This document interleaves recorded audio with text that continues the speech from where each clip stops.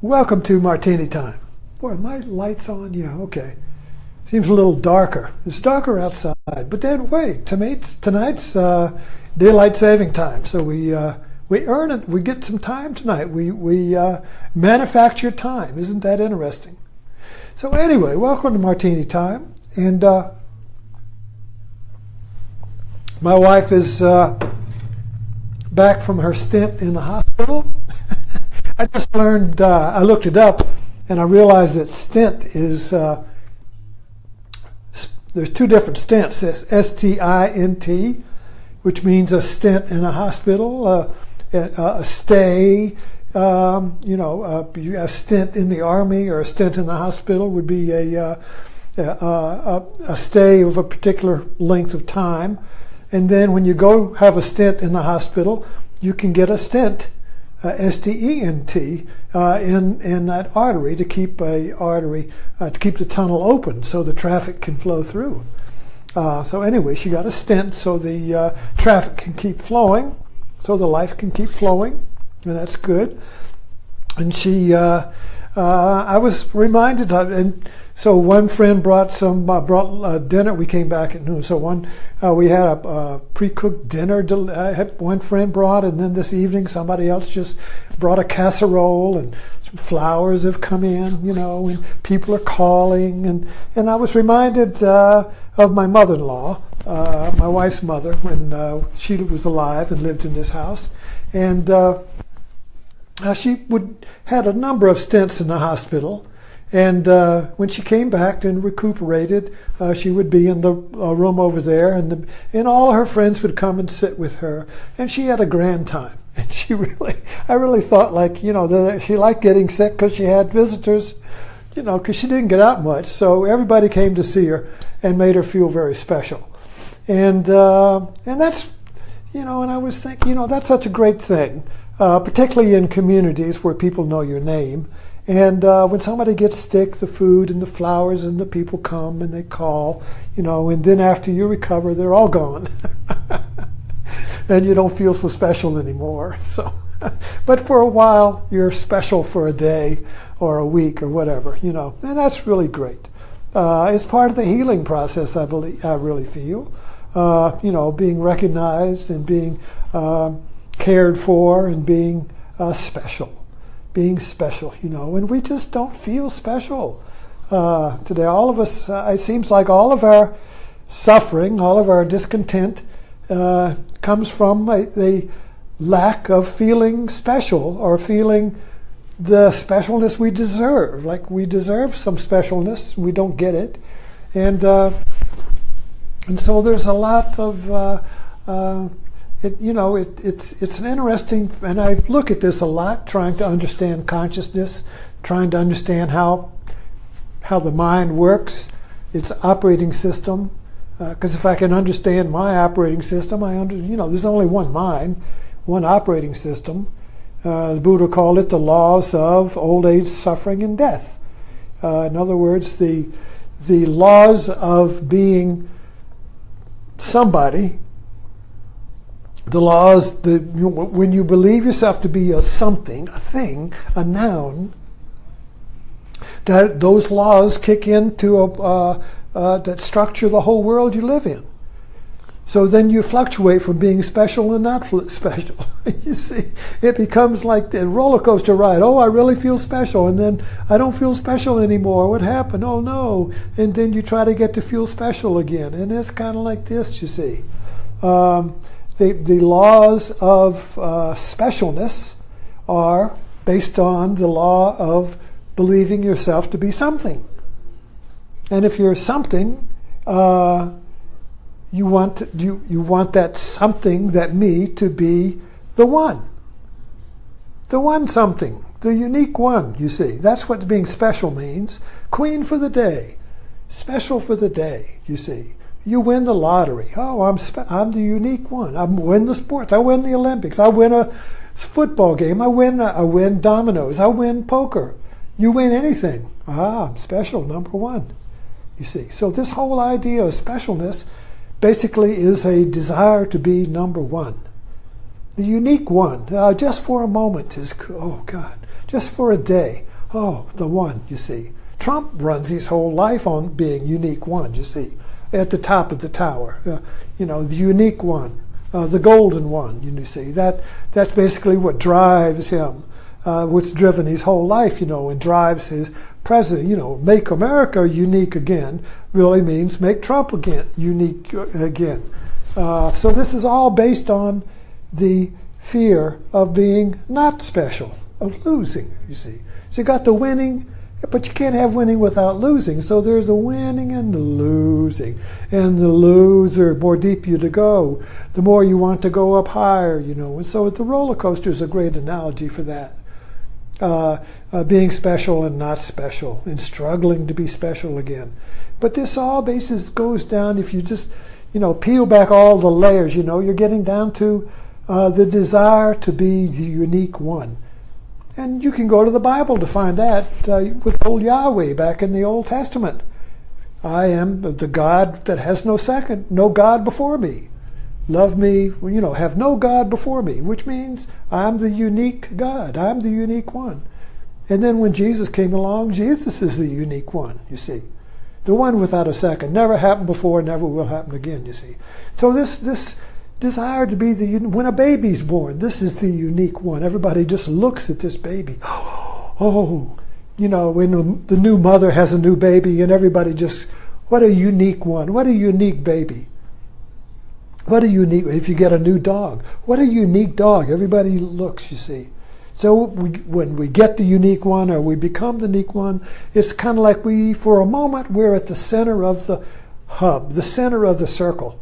All eyes, all spokes come to me. And we feel important. We feel like we exist. So this is a strange thing, you see. In other words, do I need other people to look at me and make me special in order for me to exist, you see? This is a phenomena of our culture. This is a Western, and primarily a Western culture, because we seem to be obsessed with being the unique one. The America must be the unique one, higher than all the other countries, see. The center of the wheel, the center of the hub, you see. And each individual, we worship the individual as unique, the free individual, unique. And this basically is the core belief of the Republican Party, the belief in the unique individual whose freedom is sacrosanct.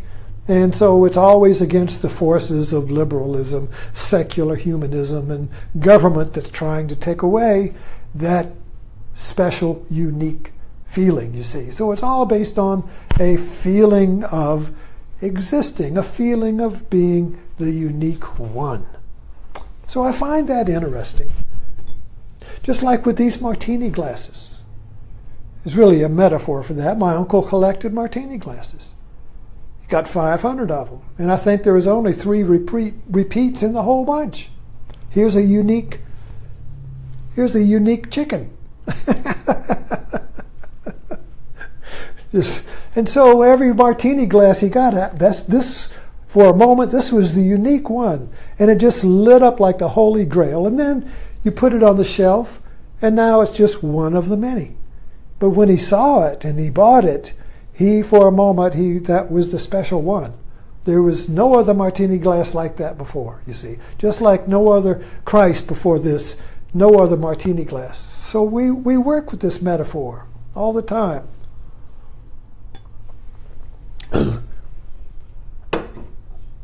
We work with, and I talked about this the other night about, the collectors, when you collect things, when you see a new addition to your collection, this is the unique one for a moment, So this feeling of being unique and special seems to get honored.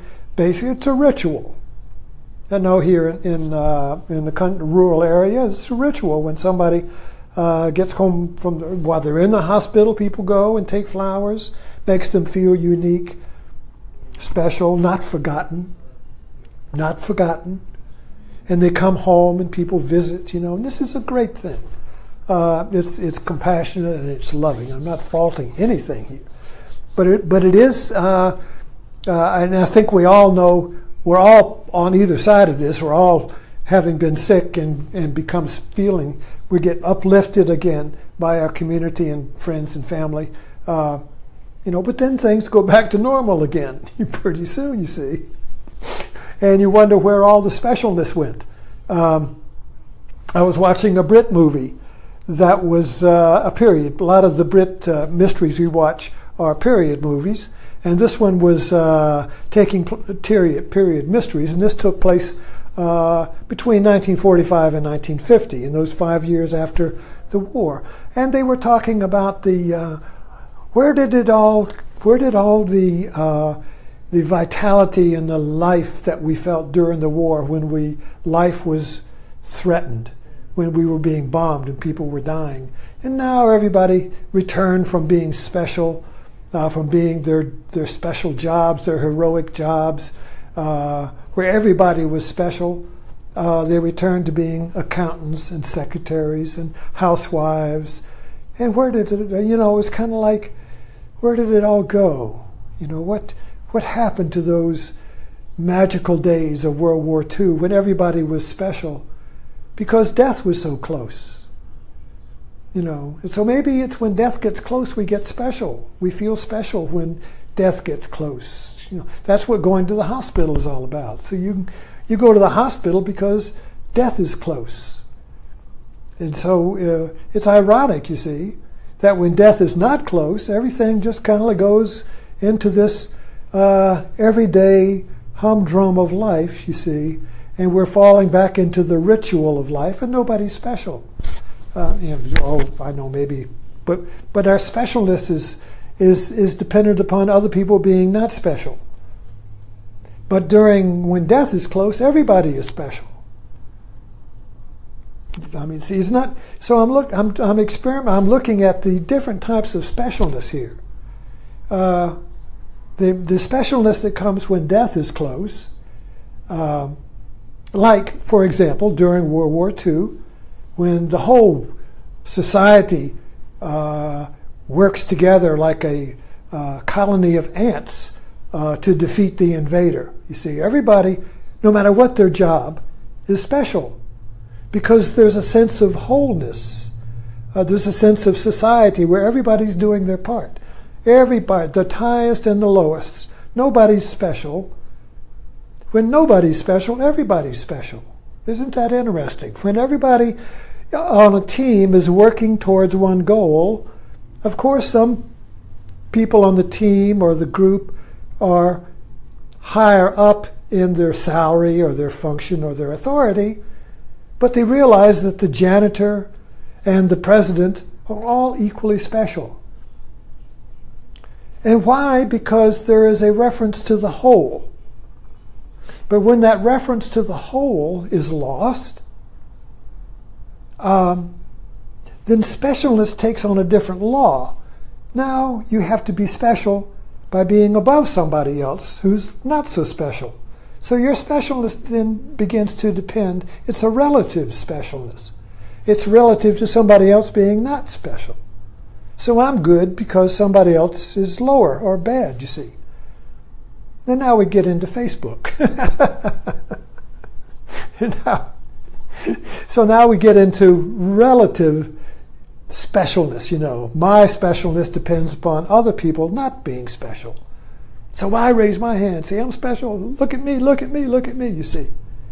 But when death threatens the whole, or when the team is united with one single intention, like winning the Olympics or something, everybody is special. I got into the submarines, and I don't know why I got into the submarines. I guess I just wanted to be special. My father was in the surface fleet, you see, but since then I've understood the esprit de corps of the submarine service as being different from the laws of the surface fleet, you see. On the submarine, everybody, the threat was universal. It was the ocean. In other words, the submarine was an organism that went beneath the surface, and if anything went wrong, you could sink. On the surface, well, you could plug the hole. Like the surface ship got rammed by a freighter. It didn't sink. You see, it didn't sink. But if a submarine gets hit, it sinks. So everybody in that submarine is special in that their knowledge, where they are, that's why you have to qualify to be a submariner. You have to earn dolphins because you qualify and you know every single valve, every single operation on that whole submarine. So you are the submarine and the submarine. You are the crew and the crew is you. There is there's the unity, the threat of death unifies that crew, so everyone is special. Officers and seamen are all special and feel important and qualified. I feel qualified. I feel special. And all of these special units, SEALs and all these warrior units, have that esprit de corps. You know, all for one, one for three musketeers, all for one for all, you see. So there is no specialness then becomes absolute. You are absolutely special whether you are a janitor or a president. We're all special because we all are one organism working together, one team, one nation, you see.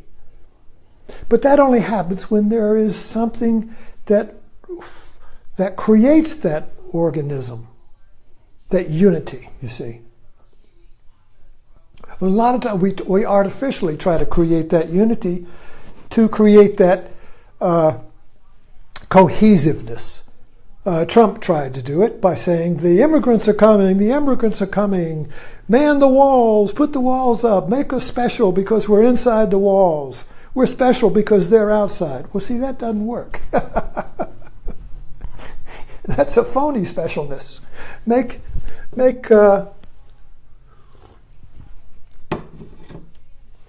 I forgot to push my button, my little, doggone it. I have this timer, and I'm supposed to push this thing to give so my talk will stay within 20 minutes. And so I don't, but anyway, I hope we're working on the idea now of between absolute specialness and relative specialness.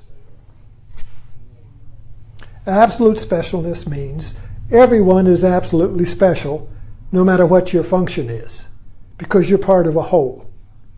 The whole is greater than the parts. But when that wholeness is lost, that's greater than the parts, now the parts are at war with each other to be special. Now we have a relative specialness. Now I've got to climb up to the next job so I can be more special than the guy below me. Or if I don't get any attention, I get angst because they're special, they're getting all the attention. What about me? I'm special. Give me some attention, you see. Well, he got the benefit, but I'm special. Well, he got the privilege, but what about me? Well, you just dumped on Trump. Well, what about Hillary? You think she's special? What about that? You see, so this specialness gets relative. It gets divisive. And it gets violent and destructive, you see. Relative specialness, because the absolute is gone. Nobody is absolutely, and this is what Jesus was talking about. He said, turn the other cheek. Love your enemy. Well, if you don't love your enemy, it's because you're special and they're not. But a good enemy is very special. You see.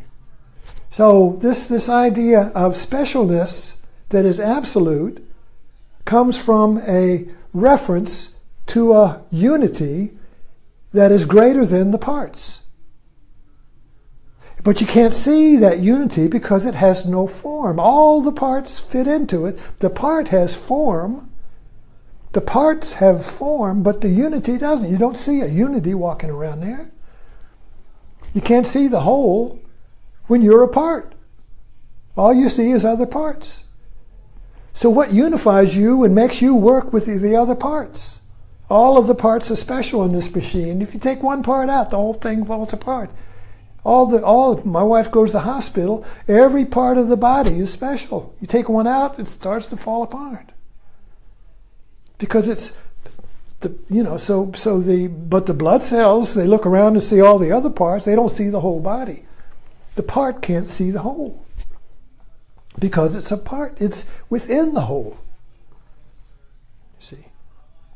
So what's happened in our country? We've lost our sense of the whole. So now we're just the parts squab. The parts divide into two parts, republic, left and right, maybe a third.